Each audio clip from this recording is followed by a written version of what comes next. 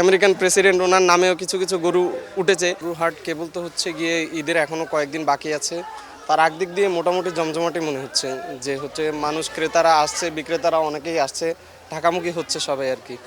তো কেনাবেচা আপাতত শুরু হয়েছে। দাম এবছর কেমন?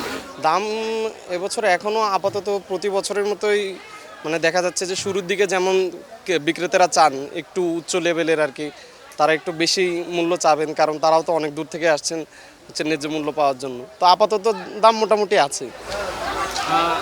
হাটে তো আসলে অনেক জাতের গরু আসে, কোন জাতের গরু আসলে সবাইকে আকর্ষণ বেশি করে? বেশিরভাগ হচ্ছে গিয়ে সবার পছন্দ হচ্ছে মাঝারি যে দেশি গরুগুলো আছে, সেগুলো মানুষের আকর্ষণের কেন্দ্রবিন্দু হিসেবে থাকে আর কি। সেগুলোর প্রতি মানুষ বেশি অ্যাট্রাকশন ফিল করে আর হচ্ছে সেগুলো কিনে নিয়ে যায় বাড়িতে।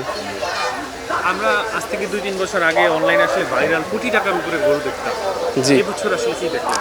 এবছর হচ্ছে গিয়ে বিগত বছরের তুলনায় সম্পূর্ণ আলাদা কিছু কিছু গরু উঠেছে। যেমন দেখলাম যে হচ্ছে গিয়ে আমাদের হচ্ছে আমেরিকান প্রেসিডেন্ট ওনার নামেও কিছু কিছু গরু উঠেছে, কিন্তু আগের বছরগুলোতে যেমন দেখেছি হচ্ছে গিয়ে উচ্চ মূল্যের অনেক টাকার গরুগুলো, সেগুলো এবছর একটু কম।